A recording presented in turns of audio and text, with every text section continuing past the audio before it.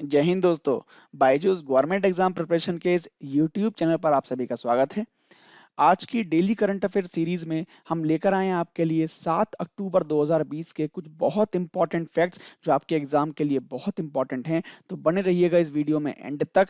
चलिए शुरू करते हैं इस वीडियो को पहले पॉइंट से। पहला पॉइंट जो है दोस्तों वो है इंडियन कोस्ट गार्ड के ऑफशोर पेट्रोल वेसल के बारे में जिसका नाम है विक्रय। ठीक है, अभी इसका अनावरण किया गया, इसको अनवेल्ड किया गया था तमिलनाडु में, चेन्नई में जो कटपुल्ली पोर्ट है वहां पर इसको अनावरण किया गया था, वहां पे इसका अनवेल्ड किया गया था। ये आपको याद रख लेना है, ये कई बार क्वेश्चन पूछ लेता है कि कौन सा व्हीकल कहां पर है, तो आपको ध्यान रखना है चेन्नई तमिलनाडु में ये व्हीकल है। दूसरा सबसे बड़ी बात कि इसको बनाने वाली जो कंपनी है, देखिए उसका नाम याद कर लीजिए, लार्सन एंड ट्रूबो। ठीक है, इस कंपनी के साथ जो भारत का रक्षा मंत्रालय है उसने 2015 में एक कॉम्प्रोमाइज किया था, एक कॉन्ट्रैक्ट उसको दिया था। उस कॉन्ट्रैक्ट के मुताबिक 7 ओपीवी यानी 7 ऑफशोर पेट्रोल वेसल इस कंपनी को तैयार करके देने थे, जिसमें ये 7वां यानी आखिरी ओपीवी उसने दे दिया है। ये आपको ध्यान में करना है, 2 क्वेश्चन। तीसरा, ये पहली बार है ऐसा कि कोई प्राइवेट शिपयार्ड कंपनी वो इस तरह के जहाज बना रही है। हालांकि इससे पहले ऐसा कभी नहीं हुआ कि प्राइवेट शिपयार्ड कंपनी ने बनाया हो, ये पहली बार है जब ऐसा हो रहा है। तो कुछ बातें विग्रह के बारे में जो आपको जाननी है वो हम लोग एक बार देख लेते हैं। देखिए विग्रह की अगर बात करें तो विग्रह की जो लेंथ है वो लगभग लगभग 98 मीटर है, जो इसकी चौड़ाई है वो 15 मीटर है, और जो गहराई है इसकी वो 3.6 मीटर इसकी है, ये आपको याद में करना है। और जो रेंज है इसकी वो एक बार में 5000 नॉटिकल मील्स तक सफर करने की है, ये भी आपको ध्यान में कर लेना है। हालांकि इस ऑफशोर व्हीकल को हमने कुछ एडवांस बनाया है, इस पर हमने जो गन्स हैं, जो हेलीकॉप्टर हैं, उसको भी हमने इस पे लगाया है, उस पे हमने इंस्टॉल किया है, ताकि इसका जो परिचालन है, जो इसका सर्विलांस है, जो उसकी सर्च एंड रेस्क्यू कैपेबिलिटी है, उसको किसी भी तरीके से बढ़ाया जा सके, ये इतना अनुमान हमने किया है। हालांकि अभी इसका अनावरण किया है और अभी इसके बहुत सारे टेस्ट होने हैं, बहुत सारे परीक्षण होने हैं, इसके उपकरणों के टेस्ट होने हैं। उसके बाद ही लगभग लगभग उम्मीद है कि मार्च 2021 तक इसको हमारी सेना में यानी तटरक्षक बल में शामिल कर लिया जाएगा। मार्च 2021 तक ये अपने कार्य में लग जाएगा। देखिए अगर बात करें जब ये आ जाएगा तो इस पर जो क्रू मेंबर्स होंगे उसकी एक जानकारी मैं आपको देता हूं। 102 क्रू मेंबर होंगे, जिसमें 14 ऑफिसर्स होंगे और 88 उसमें सबऑर्डिनेट ऑफिसर्स को रखा जाएगा। और लगभग लगभग जो इसका लाइफ स्पैन होगा वो 25 साल का होगा, यानी 25 साल तक ये काम कर सकता है बिना किसी गड़बड़ के। तो ये एक लोगो मैंने यहाँ पे दिया है भारतीय तटरक्षक का। इसका आपको मोटो याद कर लेना है, आदर्श वाक्य याद कर लेना है, वयम रक्षामा। ये कई बार एग्जाम में पूछा गया है, हमने पिछले वीडियोस में पढ़ा था इसके बारे में सभी कुछ, कब ये बना था, कब इसके डायरेक्टर जनरल कौन है, हमने सब पढ़ा था, तो आपको वो ध्यान वहां से कर लेना है। नेक्स्ट पॉइंट की ओर बढ़ते हैं, डिजिटल सेवा सेतु प्रोग्राम। देखिए ये क्या चीज है, तो इसके पहले मैं आपको सेवा सेतु प्रोग्राम की बात बता दूं। ये सेवा सेतु प्रोग्राम देखिए गुजरात में शुरू किया गया था और इस प्रोग्राम को 2016 में शुरू किया था। ठीक है, इसका मकसद केवल यही था कि जो भी सर्विसेज सरकार की हैं उन सर्विसेज को नागरिकों के घरों तक जाकर पहुंचाया जाए, यानी नागरिकों को उनके घर पे ही, उनके दरवाजे पर ही सारी सर्विस मिल सकें। तो ऐसा करने के लिए ये प्लान 2016 में शुरू किया गया था। अब गुजरात की सरकार ने क्या किया है, इसको डिजिटल रूप में बदल दिया है, यानी डिजिटल सेवा सेतु प्रोग्राम के तहत इसको लॉन्च कर दिया है रूरल एरियाज में। ठीक है ना, ये किया है। इसका मकसद यही है कि जो भी गुजरात के ग्रामीण क्षेत्र हैं, जो ग्राम पंचायतें हैं, वो भी किसी भी तरह ऑप्टिकल फाइबर नेटवर्क से जुड़े, वो भी इंटरनेट से जुड़े, और सरकार की सभी जो सेवाएं हैं, सरकार की जो सभी फैसिलिटीज हैं, वो उन तक किसी भी तरीके से पहुंच जाए। ये इसका मकसद है इसको लॉन्च करने का। तो 2 क्वेश्चन हो गए, एक तो सेवा सेतु प्रोग्राम कब लॉन्च हुआ था, तो 2016 में लॉन्च हुआ था। दूसरा, डिजिटल सेवा सेतु प्रोग्राम किस स्टेट में हुआ है, तो गुजरात में हुआ है। और तीसरा किसके लिए हुआ है, तो ऑप्टिकल फाइबर से जोड़ने के लिए, जो वहां की ग्राम पंचायतें हैं, जो ग्राम हैं, उनको ऑप्टिकल फाइबर से जोड़ने के लिए इसको लॉन्च किया गया है। ठीक है, तीसरा एक बहुत इंपॉर्टेंट क्वेश्चन है, देखिए मैं आपको बता देता हूं। अपनी जो सरकार है, प्रधानमंत्री श्री नरेंद्र मोदी जी का एक बहुत अच्छा प्लान था कि पूरे देश में जो इंटरनेट है वो ऑप्टिकल फाइबर के थ्रू हम लोग उसको देंगे, यानी पूरे भारत में ऑप्टिकल फाइबर की जो केबल है वो हमें बिछानी थी। उसके लिए एक प्रोजेक्ट शुरू किया गया था जिसका नाम था भारत नेट। ठीक है, तो ये आपको ध्यान करना है कि भारत नेट के अंडर में ही ये डिजिटल सेवा सेतु प्रोग्राम शुरू किया जा रहा है, जिसके मद्देनजर पूरे गुजरात में जितने भी गांव हैं उन सब में ऑप्टिकल फाइबर को बिछाया जाएगा। दूसरी बात, ये इसका एक मकसद और भी है कि हर गांव को एक मिनी सचिवालय के रूप में हम लोग बना दें, ताकि वो कनेक्टिविटी हमारे सेंट्रल तक हो, यानी हमारे जो केंद्रीय ऑफिस है वहां तक हो और वहां तक वो काम कर पाए। तो ऐसा आपको यहाँ पे ध्यान में रखना है। अगर इसकी बात करें तो कुछ इसके फीचर्स हैं बहुत ज़्यादा ज़रूरी हैं जो आपको समझने के लिए। देखिए, सबसे पहली बात ये है कि इस कार्यक्रम के अंतर्गत जितनी भी ग्राम पंचायतें हैं, उन सभी को जो गांधीनगर है, तो गांधीनगर में जो डेटा सेंटर है वहाँ से जोड़ा जाएगा, ताकि हर प्रकार की नॉलेज, हर प्रकार का डेटा, हर प्रकार की जो इन्फॉर्मेशन है, वो पंचायतों की केंद्र तक पहुँच पाए और केंद्र की पंचायतों तक पहुँच पाए, ताकि वो अपने कामों में और ज़्यादा अच्छे लाभ ले सकें। दूसरा, अगर सिटीजन्स यानी जो नागरिक हैं वो इस प्लेटफॉर्म के जरिए किसी भी सरकार की सर्विस का लाभ लेना चाहते हैं, तो यहाँ पर एक छोटा सा शुल्क भी रखा गया है जो 20 रुपए का है। इस 20 रुपए के शुल्क को देकर सभी लोग जो भी सहायताएं, जो भी सेवाएं इस पोर्टल से या इस कार्यक्रम से मिलनी है, वो ले सकते हैं वो अपने आप। ये आपको ध्यान में करना है। अभी फिलहाल की बात करें तो 18,000 गाँव में करीब ये चीज़ों को बदलेगा, वहाँ पर ये इंटरनेट को बढ़ावा देगा। और अभी फिलहाल की बात करें तो 2000 गाँवों को ही इसमें पहले चरण में शामिल किया जाएगा और बाकी सभी गाँवों को 2021 तक कवर करने का सरकार का प्लान है। ये आपको यहाँ से ध्यान में कर लेना है। आगे बढ़ जाते हैं अगले न्यूज़ की तरफ। तो अगली न्यूज़ है परम सिद्धि एआई। ठीक है, ये आप ध्यान कर लीजिए। India's fastest AI super computer. जी हाँ, एआई का मतलब आर्टिफिशियल इंटेलिजेंस। तो भारत का सबसे तेज एआई यानी आर्टिफिशियल सुपर कंप्यूटर जो है उसका नाम है परम सिद्धि। ये आपको ध्यान में कर लेना है, जिसको अभी कमीशन किया गया है centre for development of advance computing यानी सीडेक के द्वारा। ये बहुत इंपॉर्टेंट न्यूज़ है जो आपको समझनी है। देखिए, भारत की बात करें तो भारत में सबसे बड़ा जो कंप्यूटिंग और एआई का क्षेत्र है, उसमें सबसे बड़ा सुपर कंप्यूटर जो है वो परम सिद्धि साबित होने वाला है। ये आपको ध्यान में करना है। अगर परम सिद्धि की कुछ कंप्यूटिंग लैंग्वेज में बात करें तो परम सिद्धि में जो यूज हुए हैं वो 210 आर्टिफिशियल इंटेलिजेंस पेटाफ्लॉप्स का यूज किया गया है, जिसकी मदद से इसका जो कैलिबर है वो बढ़ गया है, क्षमता इसकी बढ़ गई है। और साथ में जो एनवीडिया, देखिए ये कंपनी का नाम याद रखिए, एनवीडिया, एनवीडिया कंपनी का नाम है, ठीक है। तो एनवीडिया डीजीएक्स सुपर पॉड जो संदर्भ है उस पर ये आधारित है, उसके आर्किटेक्चर पर ये बेस्ड है, जिसमें जो है 42 एनवीडिया डीजीएक्स A100 सिस्टम को शामिल किया गया है जो उसकी क्षमताओं को बढ़ा देगा। इसके अलावा स्वदेशी रूप से विकसित है पूरे तरीके से। और HPC AI जो इंजन है इसका, वो उस फ्रेमवर्क के साथ साथ जो एनवीडिया मिलानॉक्स है उसके इंफ्रारेड नेटवर्किंग से भी जुड़ा हुआ है। तो ऐसी कुछ कंप्यूटिंग लैंग्वेज में आपको ध्यान करना है। हमारे एग्जाम के पॉइंट ऑफ व्यू से 210 AI पेटाफ्लॉप्स और एनवीडिया, ये दो क्वेश्चन बहुत इंपॉर्टेंट है जो आपको इसमें ध्यान में रख लेने हैं। तीसरा, किसने कमीशन किया है इसको, तो centre for development and advance computing ने इसको कमीशन किया है। ये भी आपको यहाँ पे ध्यान में रखना है। अगर हम इसके सिग्निफिकेंस की बात करें तो देखिए बहुत इंपॉर्टेंट है ये। सबसे पहली बात तो जो भी भारत का जो सुपर कंप्यूटर विज्ञान है या फिर इसके अलावा इंजीनियरिंग में जो रिसर्च होती है और जो इनोवेशन है उसको बहुत तेजी से बढ़ावा देने वाला है, उसको डेवलप करने के लिए बहुत सहायता ये करने वाला है। इसके अलावा जो भी हमारे सीडेक के जो आर्टिफिशियल इंटेलिजेंस और लैंग्वेज कंप्यूटिंग मिशन मोड हैं उसके प्रोग्राम हैं, उसको आगे बढ़ाने के लिए बहुत काम में आने वाला है। साथ ही साथ भारत में जितने भी सेक्टर्स होते हैं, चाहे वो हेल्थ केयर हो या वो एजुकेशन हो, एनर्जी हो, साइबर सिक्योरिटी हो, स्पेस हो, ऑटोमेटिव हो, इन सभी क्षेत्रों में बहुत ज़्यादा ये अपना योगदान देने वाला है इन क्षेत्रों को बढ़ाने में, और भारत की क्षमताओं को बढ़ाने में भी बहुत ज़्यादा योगदान ये देने वाला है। ये आपको ध्यान में करना है। सुपर कंप्यूटर की बात करें तो भारत के पास और भी सुपर कंप्यूटर हैं, उनकी भी एक बार झलक ले लेते हैं। देखिए, भारत के पास ये कुछ सुपर कंप्यूटर हैं जिनकी बात मैं करता हूँ। सबसे पहले प्रत्यूष की बात कर लें तो प्रत्यूष अभी हाल ही में लॉन्च हुआ था। इसको भारतीय मौसम विज्ञान संस्थान में रखा गया है, वहाँ पर अपनी सेवाएं दे रहा है। इसके अलावा मिहिर है एक जो मीडियम रेंज वेदर फोरकास्टिंग के लिए नेशनल सेंटर में स्थित है। इसके अलावा INC1 है, SERC है या आई डेटा प्लेक्स है। ऐसे कई सारे सुपर कंप्यूटर भारत में हैं जो अलग अलग क्षेत्रों में अपने कामों को अंजाम दे रहे हैं। ये आपको नाम याद कर लेने हैं।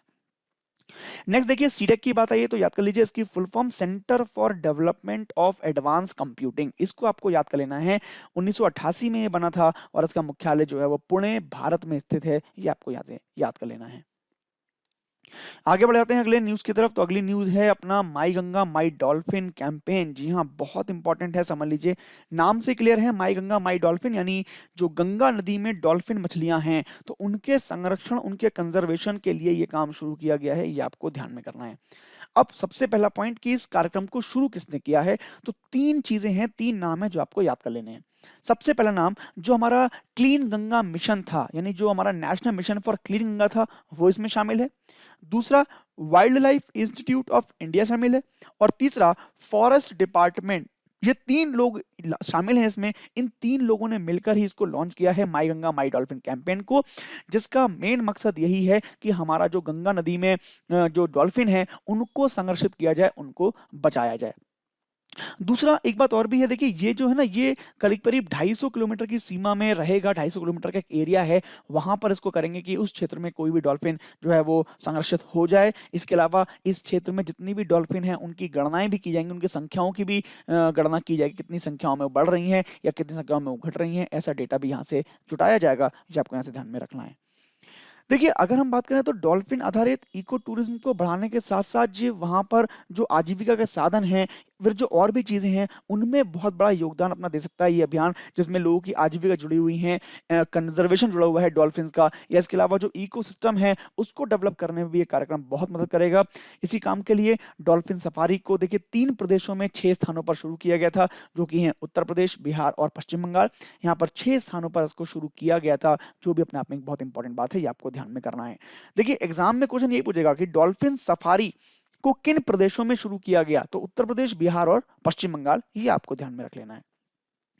दूसरी बात यहाँ पे इंपॉर्टेंट ये है कि देखिए अभी इस माई गंगा माई डॉल्फिन कैंपेन के साथ ही जुड़ी हुई है कि इसको देखिए गंगा नदी डॉल्फिन दिवस है ना, यानी 5 अक्टूबर को मनाया जाता है, जो इसके साथ ही शुरू किया था। अब देखिए 3 क्वेश्चन हो गए, माई गंगा माई डॉल्फिन कैंपेन, दूसरा गंगा नदी डॉल्फिन दिवस कब मनाया जाता है, तो 5 अक्टूबर को, और तीसरा डॉल्फिन देखिए हमारा राष्ट्रीय जलीय पशु है, जिसको 5 अक्टूबर को ही घोषित किया गया था। यहाँ पे 4 क्वेश्चन आपको एग्जाम के पॉइंट ऑफ व्यू से मिल जाते हैं। हमारा राष्ट्रीय जलीय पशु क्या है, तो अपना डॉल्फिन, दूसरा गंगा नदी डॉल्फिन दिवस कब मनाया जाता है, तो 5 अक्टूबर को, और तीसरा कौन सी कैंपेन शुरू की गई है इसके कंजर्वेशन के लिए, तो माई गंगा माई डॉल्फिन, ये आपको ध्यान में करना है। तीसरी बात एक और याद करिए, देखिए देखिए अपनी जो प्रोजेक्ट डॉल्फिन है, इस प्रोजेक्ट डॉल्फिन की घोषणा जो है वो 2020 में ही की थी प्रधानमंत्री मोदी जी ने, तो ये भी आपको ध्यान में करना है कि प्रोजेक्ट डॉल्फिन कब से शुरू हुआ था, 2020 में ही इसको शुरू किया गया है, ये भी आपको याद कर लेना है। इसके अलावा 2 स्टैटिक पॉइंट और भी हैं, देखिए एक तो अपना जो भारतीय वन्यजीव संरक्षण अधिनियम है, ये 1972 में आया था, और इसके तहत ही जो अपनी डॉल्फिन है, यानी जो गंगा में पाई जाने वाली डॉल्फिन है, उनको प्रोटेक्टेड किया गया है, उनको संरक्षित किया गया है इस अधिनियम के द्वारा, ये भी आपको यहाँ से ध्यान में कर लेना है। अभी हाल की बात करें तो IUCN जो है, यानी international union for conservation of nature, जो एजेंसी है, उसने भी अभी इंडेंजर्ड कंडीशन यानी इंडेंजर्ड अपनी श्रेणी में रखा है इस गंगा की डॉल्फिन को, तो ये भी आपको ध्यान में कर लेना है।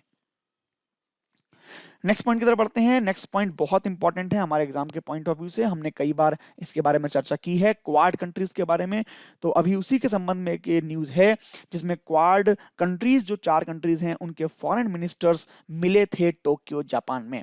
ठीक है, तो यहाँ पर देखिए क्या क्या काम किया गया है वो आप एक बार समझ लीजिए। सबसे पहले तो free and open Indo Pacific, यानी जो अपना इंडो पैसिफिक रीजन है, वहां के लिए बातचीत की गई है कि उस क्षेत्र को कैसे डेवलप किया जाए, वहां पे कैसे कोऑर्डिनेशन को बढ़ाया जाए, वहां पे कैसे कोऑपरेशन को बढ़ाया जाए, इस संबंध में पूरी बात की गई है। दूसरा, कोरोना वायरस चल रहा है, कोरोना का महामारी चल रही है, पूरे विश्व में चल रही है, तो उससे कैसे निपटा जाए और क्वाड कंट्रीज उससे बच निकलने में कैसे मददगार हो सकती हैं, तो इस पर भी चर्चा इसमें की जाएगी, की गई है, ये आपको यहाँ पे ध्यान में रखना है। किस तरीके से कनेक्टिविटी हमारी बढ़े, किस तरीके से जो कोविड वैक्सीन है उसके लिए काम किया जाए, किस तरीके से हमारा जो समुद्री सहयोग है उसको बढ़ाया जाए, 5G कनेक्टिविटी को कैसे बढ़ाया जाए, साइबर सिक्योरिटी को कैसे बढ़ाया जाए, ऐसे कई सारे मुद्दों पर यहाँ पे बातचीत हुई है, आपको ध्यान में करना है। टोक्यो में ये मीटिंग हुई है फॉरेन मिनिस्टर्स की, क्वाड की, ये आपको यहाँ से ध्यान में कर लेना है। देखिए दूसरी एक बात और भी है, क्वाड के बारे में मैंने पहले बताया, इसकी फुल फॉर्म आप याद कर लीजिए, क्वाड्रिलेटरल सिक्योरिटी डायलॉग, ये बहुत इंपॉर्टेंट है क्योंकि इस समय न्यूज में चल रहा है, तो हो सकता है आपके एग्जाम में बन जाए। क्वाड्रिलेटरल सिक्योरिटी डायलॉग, ये इसकी फुल फॉर्म है, 2007 में ये बना था, और 4 देश इसमें हैं, ऑस्ट्रेलिया, भारत, जापान और संयुक्त राष्ट्र अमेरिका, ये इसमें शामिल हैं, ये आपको ध्यान में यहाँ से रख लेना है। आगे बढ़ जाते हैं अगली न्यूज की तरफ, तो अगला एक नाम आपको याद कर लेना है, MA गणपति। MA गणपति हमारे जो उत्तराखंड है वहां के कैडर के 1986 बैच के IPS अधिकारी हैं, जिनको अभी क्या किया गया है, अभी इनको BCAS यानी जो नागरिक उड्डयन सुरक्षा ब्यूरो है, यानी जो bureau of civil aviation security है, उसका डायरेक्टर जनरल बना दिया गया है, ये आपको ध्यान में रख लेना है। देखिए एम ए गणपति को यहाँ का डायरेक्टर जनरल इसलिए बनाया गया है क्योंकि इससे पहले जो यहाँ पर थे राकेश अस्थाना जी, उनको अभी सीमा सुरक्षा बल के महानिदेशक के रूप में अपॉइंट किया गया है, तो उनकी जगह पे एम ए गणपति जी को यहाँ पर हमने डायरेक्टर जनरल बना दिया है, ये आपको ध्यान में कर लेना है। तो the appointment committee of cabinet ने 29 फरवरी 2024 को इस बात की मंजूरी दी थी कि इनका हम लोग अपॉइंटमेंट करेंगे यहाँ पर डायरेक्टर जनरल की पोस्ट पर, ये आपको ध्यान रखना है। देखिए अगर हम बात करें बीसीएएस की, तो ये बीसीएएस क्या है, ये है bureau of civil aviation security, ठीक है। तो ये जो अपना नागरिक उड्डयन मंत्रालय है, यानी जो अपना सिविल एविएशन मिनिस्ट्री है, तो उसी के अंतर्गत एक ये आता है और भारत में जो है ये 1976 में स्थापित हुआ था। इसका मकसद यही है कि जितने भी नागरिक उड्डयन हैं यानी नागरिक हैं, उनकी सुरक्षा के नियामक प्राधिकरण क्या हो, उनके लिए काम करता है। तो उसके डायरेक्टर जनरल के पोस्ट पर हमारे एम गणपति जी को अभी अपॉइंट किया गया है, ऐसा आपको यहाँ से याद कर लेना है। नेक्स्ट पॉइंट को बढ़ते हैं, दिनेश कुमार खारा। तो दिनेश कुमार खारा जी के बारे में बहुत इंपॉर्टेंट बात है, एसबीआई यानी स्टेट बैंक ऑफ इंडिया के नए चेयरमैन के रूप में ये आए हैं। 3 सालों के लिए रहेंगे, उसके बाद की कंडीशन आगे होगी, ये आपको देखनी है। 3 सालों के लिए चेयरमैन बनाए गए हैं दिनेश कुमार खारा जी, ये आपको यहाँ से ध्यान में कर लेना है।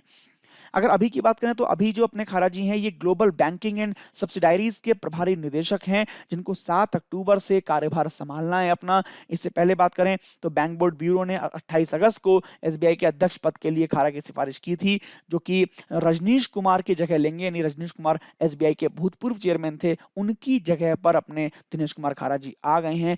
उनका रजनीश जी का कार्यकाल जो था वो 6 अक्टूबर को समाप्त हो गया था और 7 अक्टूबर से इन्होंने अपना कार्यभार संभाल लिया, ये आपको ध्यान में करना है। एसबीआई की बात आई है तो याद कर लेते हैं 2 बातें। एक तो इसका फॉर्मेशन कब हुआ था, तो 1 जुलाई 1955 को ये बना था और इसका मुख्यालय जो है वो मुंबई महाराष्ट्र में है, ये आपको 2 बातें यहाँ से ध्यान कर लेनी है। नेक्स्ट पॉइंट की ओर बढ़ते हैं। अगला बुक बहुत इंपॉर्टेंट है, the very extremely most naughty असुर टेल्स फॉर किड्स, ये आपको याद कर लेनी है। देखिए बहुत फेमस एक मूवी अभी रही थी इंडिया में जिसका नाम था बाहुबली, ठीक है।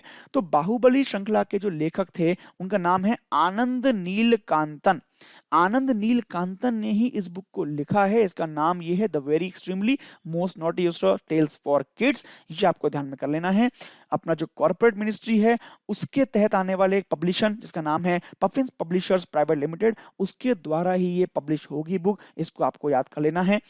इस पुस्तक में देखिए क्या है, बच्चों के लिए पुस्तक है, किड्स के लिए पुस्तक है, और इसमें जो हमारी पौराणिक कथाएं हैं उसमें जो बहुत सारे असुरों की कहानियां हैं, आतापी वातापी आपने नाम सुना होगा, या भस्मासुर का नाम सुना होगा आपने, नाकोरा का नाम सुना होगा आपने, इसके अलावा कुंदक और मदक का नाम सुना होगा। तो ऐसे जो वहाँ पे असुरों की कहानियां हैं, उन असुरों की कहानियों से बच्चों को कुछ सुधारने के लिए कहानियां यहाँ पे समझाई गई हैं, ये आपको ध्यान में यहाँ से रख लेना है। नेक्स्ट बात करते हैं, अगली प्राइज के बारे में बात कर लेते हैं। तो नोबेल प्राइज के बारे में कल भी हमने पढ़ा था, आज फिर हम लोग पढ़ रहे हैं। कल हमने फिजिक्स का नोबेल पढ़ा था, हमने फिजिशियोलॉजी का नोबेल पढ़ा था, और आज हम लोग केमिस्ट्री का नोबेल पढ़ते हैं जो 2020 में अनाउंस हो गया है।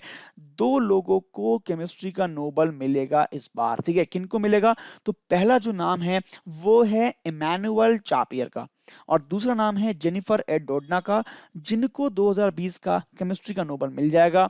अगर बात करें क्यों मिलेगा, तो for the development of a method for genome editing, genome editing के लिए इन्होंने एक जबरदस्त मेथड क्रिएट किया है जिसके लिए इनको मिलेगा नोबेल प्राइज। मैं आपको बता दूं कि ये जो इन्होंने मेथड बनाया है, इस मेथड के कारण, इस मेथड के हेल्प से ये रिसर्चर अपना चेंज कर सकते हैं डीएनए, किसी भी एनिमल का, प्लांट का या माइक्रो ऑर्गेनिज्म का डीएनए चेंज कर सकते हैं। ये आपको यहाँ पे ध्यान में रखना है, बहुत इंपॉर्टेंट खोज की है यहाँ पर, उसी के लिए इनको मिल गया है नोबेल प्राइज केमिस्ट्री का, ये आपको यहाँ से ध्यान कर लेना है। फिजिक्स का और फिजिशियोलॉजी 2020 का नोबेल हमने कल की वीडियो में पढ़ा था, वो आप वहां से नाम देख सकते हैं। नोबेल प्राइज की बात करें तो कल भी हमने चर्चा की थी, आज फिर से कर लेते हैं चर्चा। देखिए 5 श्रेणियों में दिया जाता है, केमिस्ट्री, लिटरेचर, पीस, फिजिक्स और फिजिशियोलॉजी। इसके अलावा इकोनॉमिक्स की श्रेणी भी शुरू की गई थी, जो बाद में शुरू की गई थी, 1901 में नोबेल प्राइज को शुरू किया था। उसके बाद 1968 में इकोनॉमिक्स में भी नोबेल को देने की बात शुरू कर दी थी। तो अब कुल मिला के 6 श्रेणियों में दिया जाता है, 5 पहले और एक बाद में मिला के 6 हो गई हैं। ये 6 की 6 श्रेणियों में मैं आपको बताऊँ कि 2 देश शामिल हैं, स्वीडन और नॉर्वे। ये दोनों देश मिलकर ये प्राइज़ को देते हैं। इसमें भी अगर आप एजेंसीज़ की बात करेंगे, कौन-कौन सी एजेंसीज़ में शामिल होती हैं, तो 4 नाम याद कर लीजिए। सबसे पहली एजेंसी जो है वो कारोलिंस्का इंस्टीट्यूट है। इसके अलावा नॉर्वेजियन नोबेल कमिटी है। इसके अलावा royal Swedish academy of science है या फिर स्वीडिश अकेडमी है। तो ऐसी 4 अकेडमियाँ जो हैं वो मिलकर ये नोबेल प्राइज़ देती हैं, आपको ये ध्यान में रख लेना है। 1901 में शुरुआत हुई थी, अल्फ्रेड नोबेल के नाम से इनकी शुरुआत की गई थी। जो वैज्ञानिक थे जिन्होंने डायनामाइट का आविष्कार किया था, उन्हीं के नाम से ये प्राइज़ चल रहे हैं। आगे बात कर लेते हैं वर्ल्ड स्पेस वीक की। जी हाँ, याद कर लीजिए, तो 4 अक्टूबर से 10 अक्टूबर तक का जो है समय है, इसको हम लोग वर्ल्ड स्पेस वीक के रूप में मनाते हैं। देखिए, क्यों मनाते हैं उसका रीज़न है, 4 अक्टूबर से लेकर 10 अक्टूबर के बीच में बहुत सारी स्पेस के ऐसे इवेंट मानव जाति के लिए हुए थे जो बहुत इंपॉर्टेंट हैं। तो उन सभी की याद के लिए ही, उन सभी से इंस्पायर होने के लिए ही हम लोग वर्ल्ड स्पेस वीक मनाते हैं 4 से 10 अक्टूबर को। ये आपको यहाँ से ध्यान में कर लेना है। 2020 की बात करें तो इसकी जो थीम है वो याद कर लीजिए, सैटेलाइट्स इंप्रूव लाइफ, यानी सैटेलाइट किस तरीके से हमारी लाइफ को इंप्रूव करते हैं, उसके बेस पर हमने सारे कार्यक्रम तय किए हैं। ये इसकी थीम है 2020 की, आपको याद कर लेना है। अगर इस दिन की शुरुआत की बात करें तो 1999 में जो इसकी शुरुआत की गई थी वो संयुक्त राष्ट्र महासभा द्वारा की गई थी। 4 से 10 अक्टूबर तक ये दिवस हम लोग, ये सप्ताह हम लोग मनाएंगे, ये आपको ध्यान में करना है। अगर हम कुछ घटनाओं की बात करें तो देखिए, 4 अक्टूबर 1957 को ही जो अपना पहला उपग्रह था, कृत्रिम उपग्रह, जो रशिया के द्वारा यानी सोवियत संघ के द्वारा भेजा गया था, स्पुतनिक 1। और उसके बाद फिर 10 अक्टूबर को चंद्रमा और अन्य आकाशीय निकायों के सहित बाहरी अंतरिक्ष खोज और उपायों में बहुत सारी गतिविधियों को हमने किया था। उनकी याद दिलाती है, उनके सारे सिद्धांतों को याद दिलाती है ये बात, तो आपको ध्यान में रखना है। वर्ल्ड स्पेस वीक 4 से 10 अक्टूबर, ये आपको ध्यान में कर लेना है। नेक्स्ट बात करते हैं वर्ल्ड कॉटन डे। तो वर्ल्ड कॉटन डे भी देखिए 7 अक्टूबर को मनाया जाता है, ये आपको याद कर लेना है। देखिए, वर्ल्ड कॉटन डे की बात करें तो इसको मनाने का बस यही फायदा है कि कॉटन के क्या गुण हैं, उनका उत्पादन क्या है, उनका परिवर्तन क्या है, उनका ट्रेड कैसे हो रहा है, उनका यूज कैसे हो रहा है, इन सब का जो अवेयरनेस है उसके लिए ही हम लोग ये काम करते हैं, ये दिवस मनाते हैं ताकि इसका प्रचार प्रसार बढ़े। देखिए, इसका उद्घाटन जो है वो 7 अक्टूबर 2019 से ही हम लोगों ने मनाना इसको शुरू किया है, जिसमें विश्व व्यापार संगठन यानी अपना जो वर्ल्ड ट्रेड ऑर्गेनाइजेशन है वो इसमें शामिल था, जिसने जिनेवा में इसकी शुरुआत की थी 2019 से। इसको मनाने की मकसद यही था कि इस प्राकृतिक फाइबर को हम लोग प्रमोट करें, हम इसको बढ़ाएं आगे, ताकि ये बाकी चीज़ों में हम लोग इसका यूज़ कर सकें। देखिए, 4 देश थे जिन्होंने इस दिवस को मनाने की शुरुआत की थी, उनके नाम याद कर लीजिए।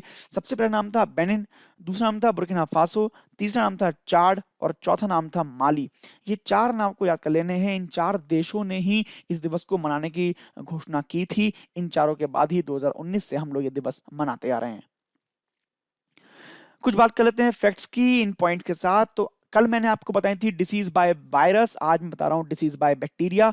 ये भी बहुत इंपॉर्टेंट है, यहाँ से बैक्टीरिया का नाम अपने एग्जाम में बहुत बार आया है, तो आप याद कर लीजिए।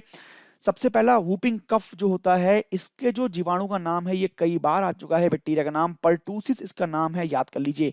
देखिए, कई बार ये ऑड वन आउट में आता है कि वूपिंग कफ किस बैक्टीरिया की वजह से होता है, तो ये होता है पर्टूसिस नाम के जीवाणु के साथ, ये आपको याद कर लेना है।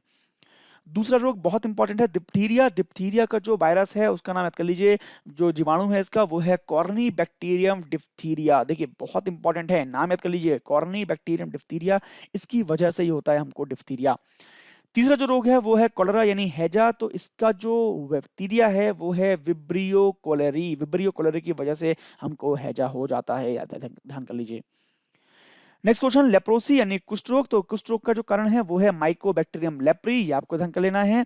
इसके बाद बात करें तो कुछ रोग और भी हैं। सबसे पहले निमोनिया। निमोनिया की बात करें तो निमोनिया का जो वायरस है, जो बैक्टीरिया है, उसका कर लीजिए स्ट्रेप्टोकोकस न्यूमोनिया, ये इसके वायरस का नाम है, बैक्टीरिया का नाम है, ये आप याद ध्यान से कर लीजिए।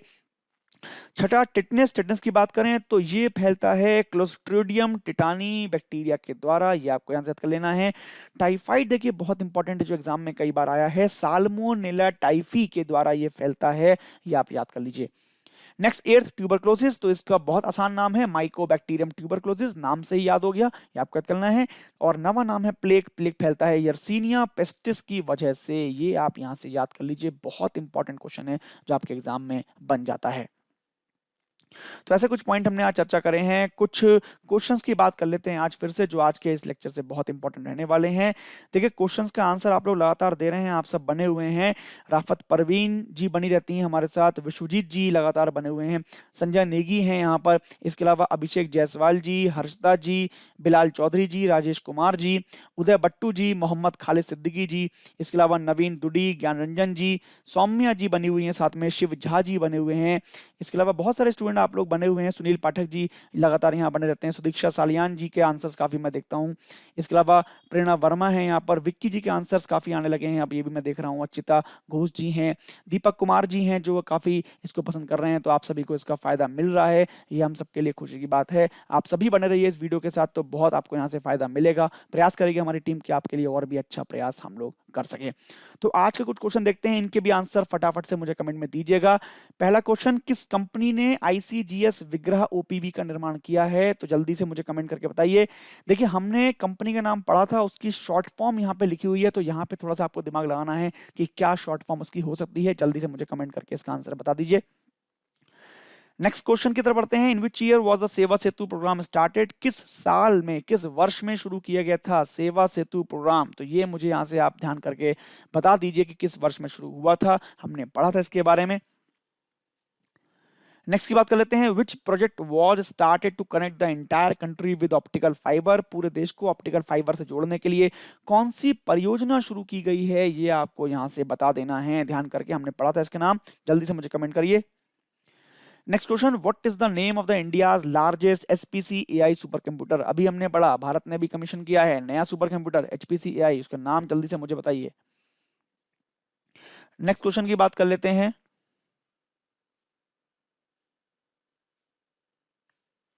नेक्स्ट क्वेश्चन की बात कर लेते हैं।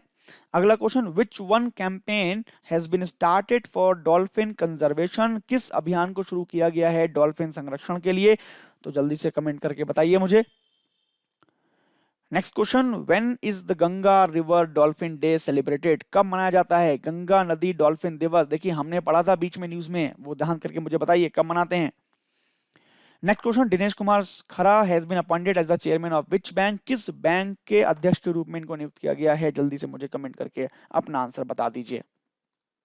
तो ऐसे कुछ पॉइंट हमने डिस्कस करे, कल फिर आएंगे कुछ नए पॉइंट के साथ, तब तक के लिए धन्यवाद। जय हिंद।